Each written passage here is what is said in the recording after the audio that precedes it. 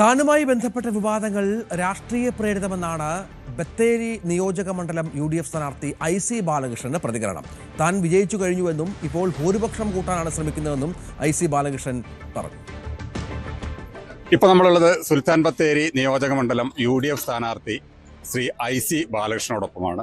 UDFന്റെ പ്രചാരണ പരിപാടികൾ വളരെ നല്ല രീതിയിൽ മുന്നോട്ട് പോവുകയാണ്. എന്തായാലും IC നമ്മോടൊപ്പം ഉണ്ട്, നമുക്ക് അദ്ദേഹവുമായി സംസാരിക്കാം. ഒരുപാട് വിവാദങ്ങൾ മാത്രമാണ് IC ബാലകൃഷ്ണൻ എന്ന് പറയുന്ന അങ്ങയെക്കുറിച്ച് കേൾക്കുന്നത്. ഒരുപക്ഷെ ഈ സമയത്ത് ഈ ഒരു ചോദ്യം ചോദിക്കുന്നത്, കഴിഞ്ഞ 15 വർഷമായിട്ട് സുൽത്താൻ ബത്തേരി നിയോജക മണ്ഡലത്തിന്റെ MLA ആയി താങ്കൾ പ്രവർത്തിച്ചു.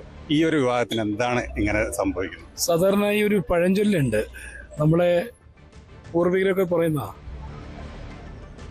മാങ്ങയുള്ള മാവിന് മാത്രമേ കല്ലേറുണ്ടാവുള്ളൂ. എൻ്റെ ജനകീയത, ജനങ്ങളുമായുള്ള ബന്ധം, പൊതുപ്രവർത്തനം, അതിൽ അസ്വസ്ഥത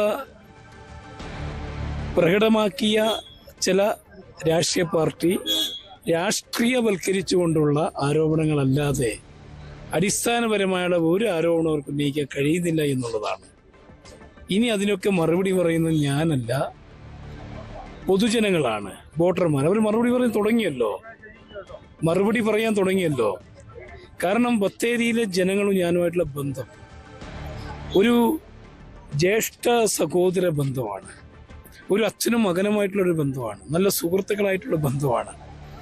ആ ബന്ധം ജാതി നോക്കാതെ, മതം നോക്കാതെ, രാഷ്ട്രീയം നോക്കാതെ ഈ 15 വർഷം എന്ന് വെച്ചാൽ 14 വർഷവും 8 മാസവും ഈ നിമിഷം വരെ ഞാൻ കാത്തു സൂക്ഷിച്ചു.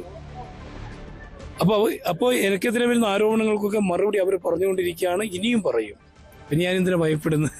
ഇപ്പോൾ നമ്മളെ സുൽത്താൻ ബത്തേരിയെ കുറിച്ച് എടുത്തു പറയുന്നത്, നമുക്കൊരു ഗവൺമെന്റ് കോളേജ്, അതാണ് പ്രധാനമായിട്ട് പറയുന്നത്. അതുപോലെ തന്നെ നമ്മളെ വന്യമൃഗ ശല്യം, രാത്രിയാത്രാ നിരോധനം, ഇതൊന്നും MLAക്ക് ചെയ്യാൻ കഴിഞ്ഞിട്ടില്ല. എന്താണ് MLA ചെയ്തത് എന്ന് ഞാൻ ചോദിക്കുന്നതല്ല, മറ്റ് അണികൾ അല്ലെങ്കിൽ അവരുടെ പ്രവർത്തകർ ചോദിക്കണം. ഇതിനെന്താണ് ജനങ്ങളോടുള്ളത്? ഞാൻ ചോദിക്കട്ടെ, കഴിഞ്ഞ 5 വർഷം 2011 മുതൽ 15 വരെ ഐക്യ ജനാധിപത്യ മുന്നണി ഗവൺമെന്റ് ആയിരുന്നു. ഇവിടെ ഒരു കാർഷിക കോളേജ് സ്ഥാപിച്ചത് ഈ ആരോപണം ഉന്നയിക്കുന്ന ആളുകൾക്ക് അത് സ്ഥാപിച്ചെന്ന് പറയാൻ കഴിയുന്നില്ലല്ലോ. ബത്തേരിയിൽ നിരവധി ചെറുപ്പക്കാർ ഇപ്പോൾ ലൈസൻസ് എടുക്കാൻ വേണ്ടി, ഒരു ബൈക്ക് ഓടിക്കണമെങ്കിൽ, സ്കൂട്ടി ഓടിക്കണമെങ്കിൽ, ഡ്രൈവിംഗ് ലൈസൻസ് അവർക്ക് ലഭിക്കണമെങ്കിൽ കൽപ്പറ്റ പോകണം. ജോയിന്റ് RTO ഓഫീസ് ബത്തേരി സ്ഥാപിച്ചവർ പറയുന്നില്ലല്ലോ. ഇപ്പോൾ കേരളത്തിലെ വിജിലൻസ് സംവിധാനം, വയനാട്ടിലെ വിജിലൻസ് സംവിധാനത്തിന്റെ ഓഫീസ് ബത്തേരി സ്ഥാപിച്ചത് ഇവരാരും പറയുന്നില്ലല്ലോ. ഇവിടെ വ്യാപാരികളുണ്ട്, തൊഴിലാളികളുണ്ട്. ലീഗൽ മെട്രോളജി ഓഫീസ്, ജില്ലാ ഓഫീസ് ബത്തേരി സ്ഥാപിച്ചവർ പറയുന്നില്ലല്ലോ. അതേപോലെ ഗവൺമെന്റ് കോളേജ് നമ്മുടെ കുട്ടിയുടെ ആവശ്യമാണ്. മുള്ളംകൊല്ലി, പുൽപ്പള്ളി, മീനങ്ങാടി, പൂതാടി, അമ്പലവയൽ, ബത്തേരി, നെന്മേനി, നൂൽപ്പുഴ 5 പഞ്ചായത്തിന്റെ റെസൊല്യൂഷൻ കോളേജ് ആവശ്യപ്പെട്ടുകൊണ്ട്. ഒരു കോളേജ് തുടങ്ങാനുള്ള എല്ലാ നടപടിക്രമങ്ങളും, കോഴ്സ് അടക്കം, പുതിയ കെട്ടിടമടക്കം, പുതിയ ഭാവിയിലെ കെട്ടിടം പണിയുന്ന ഭൂമി അടക്കം പ്രപ്പോസൽ ചെയ്ത് 2019 ലാസ്റ്റ്. അത് ഉമ്മൻചാണ്ടി ഗവൺമെന്റ് കാലത്തുള്ള ഫയലാണ്. അത് വീണ്ടും റീ ഓപ്പൺ ചെയ്ത് കേരളത്തിന്റെ 1ാം പിണറായി ഗവൺമെന്റിനെ ഞാൻ റിക്വസ്റ്റ് കൊടുത്ത്, ആ request higher education deputy director Kozhikode കൈമാറി. അപ്പോൾ 18 പ്രളയമാണ്, 19 മഹാപ്രളയം. ആ പ്രളയം കഴിഞ്ഞതിന് ശേഷമാണ് ഇതിന്റെ റിപ്പോർട്ടിലേക്ക് കടന്നത്. 2020 നമ്മൾ പ്രപ്പോസൽ സമർപ്പിച്ചു. ആ പ്രപ്പോസൽ സമർപ്പിച്ച ഉടനെ ഞാൻ കേരള നിയമസഭയിൽ സബ്മിഷൻ ഉന്നയിച്ചല്ലോ ഈ ഗവൺമെന്റ് കോളേജിലെ പ്രാധാന്യത്തെ സംബന്ധിച്ച്. ഒരുപക്ഷെ പറയട്ടെ, അന്ന് KT ജലീൽ മറുപടി പറഞ്ഞ എന്താണ്? സാമ്പത്തിക പ്രതിസന്ധി. 2021 വന്ന ഗവൺമെന്റ് ബിന്ദു ആയിരുന്നല്ലോ ഹയർ എഡ്യൂക്കേഷൻ. ഞാൻ ഇതിന്റെ കൂടെ ചോദിക്കേണ്ട ഒരു ചോദ്യമാണ്, ഒരുപക്ഷെ ഇത്തരത്തിലുള്ള വികസന പ്രവർത്തനങ്ങൾക്ക് കഴിഞ്ഞ 10 കൊല്ലം ഭരിച്ചത് മറ്റൊരു പാർട്ടിയായിരുന്നു. ഒരുപക്ഷെ അവരുടെ തടസ്സം ഇതിന് നേരിട്ടിട്ടുണ്ട്. അതാ പറഞ്ഞു വരുന്നത്. ഹയർ എഡ്യൂക്കേഷൻ പിന്നെ മന്ത്രിയായി 2021 സത്യപ്രതിജ്ഞ ചെയ്ത ബിന്ദു. നിയമസഭയിൽ ഞാൻ വീണ്ടും സബ്മിഷൻ ഉന്നയിച്ചു. ആ മറുപടിന്റെ കോപ്പി ഞാൻ നിങ്ങൾക്ക് തരാം. ഒരേ മറുപടി എന്താണ്? ഗവൺമെന്റിന്റെ പോളിസി ഇല്ല. ഗവൺമെൻറ് കോളേജ് തുടങ്ങുന്നതിന് വേണ്ടി. പരിമിതമായ ഫണ്ട് ലഭ്യത കുറവ്, സാമ്പത്തിക പ്രതിസന്ധി എന്നൊക്കെയല്ലേ പറഞ്ഞത്.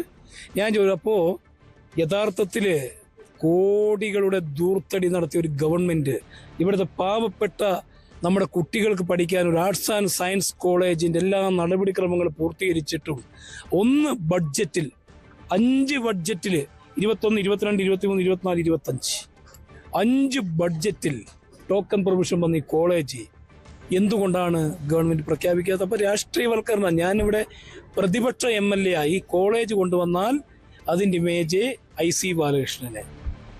രാഷ്ട്രീയവൽക്കരണം ഒരു തർക്കമില്ല, ഒരു ആശങ്കയും വേണ്ട. UDF ഗവൺമെൻറ് അധികാരത്തിൽ വന്നാൽ ഏറ്റവും ആദ്യം സ്ഥാപിക്കുന്ന ഒരു പൊതു പദ്ധതി എന്ന് പറയുന്നത് ഗവൺമെൻറ് കോളേജ് ആയിരിക്കും. അതുപോലെ തന്നെ ഒരുപക്ഷെ IC ബാലകൃഷ്ണൻ എന്ന വ്യക്തിയെ മുൻ വർഷങ്ങളിലുള്ളതിൽ കൂടുതൽ തേജോവധം ചെയ്യുന്നുണ്ട്. അറിയാം, NM വിജയന്റെ മരണവുമായി ബന്ധപ്പെട്ട് അത് നമുക്ക് എല്ലാവർക്കും അറിയുന്ന സോഷ്യൽ മീഡിയയിൽ ഇങ്ങനെ പ്രചരിച്ചുകൊണ്ടിരിക്കുകയാണ്. അപ്പോൾ അതിനെക്കുറിച്ച് എന്താണ് വോട്ടർമാരോട്? അല്ല, ഞാൻ ഒരാളെയും ഉപദ്രവിക്കാനോ ഒരാളെയും കൊല്ലാനോ ഒരാളെയും എന്താ പറയുക ചില കാര്യം വലിയാടാക്കാനോ എൻ്റെ മനസ്സെന്ന് പറയുന്നത് ഒഴുകുന്ന നദി പോലുള്ള മനസ്സാണ്. ഒരാൾ ചീത്ത പറഞ്ഞാൽ പോലും അത് ഇതിൽ കേട്ട് ഇതിൽ വിടുന്ന ആളാണ് ഞാൻ. അത് ബഹുമാനപ്പെട്ട കോടതി പറയുമല്ലോ. ഞാൻ എൻ്റെ നേതാക്കളോടും സഹപ്രവർത്തകരോടും ഞാൻ ഈ വേദിയിൽ വെച്ച് പറഞ്ഞല്ലോ, ഒരു ദിവസം നിങ്ങൾ നോക്കിക്കോ ബഹുമാനപ്പെട്ട കോടതിയുടെ ഡിസിഷൻ എന്താണ്. അന്ന് ഞാൻ ഇവരോടൊക്കെ മറുപടി പറയും. എത്രത്തോളമുണ്ട് വിജയപ്രതീക്ഷ? ഒരു തർക്കമില്ല, ഭൂരിപക്ഷം വർദ്ധിക്കും. വിജയിച്ചു, ഭൂരിപക്ഷം വർദ്ധിക്കും. ഭൂരിപക്ഷത്തിന്റെ കണക്കൊന്നും ഞാൻ ഇപ്പൊ പറയുന്നില്ല. മെയ് 4-ാം തീയതി എന്തായിരുന്നാലും റിസൾട്ട് വരുമല്ലോ. നിങ്ങൾ ഞെട്ടുന്ന ഒരു ലീഡ് ഇവിടെ ഉണ്ടാവും. തീർച്ചയായും ജനകീയനായ നേതാവ് എന്നാണ് IC ബാലകൃഷ്ണനെ സാധാരണ പറയാറുള്ളത്. പക്ഷേ വിവാദങ്ങളൊക്കെ വേട്ടയാടുന്നുണ്ടെങ്കിലും അദ്ദേഹം വലിയ വിജയപ്രതീക്ഷയിൽ തന്നെയാണ്. എന്തായാലും അദ്ദേഹത്തിന് വിജയാശംസകൾ നൽകുകയാണ്. അമ്പലവയലിൽ നിന്നും ജയരാജ് ബത്തേരി, News 18 വയനാട്. കൂടുതൽ വാർത്തകൾക്ക് News 18 Keralam YouTube channel subscribe ചെയ്യുക.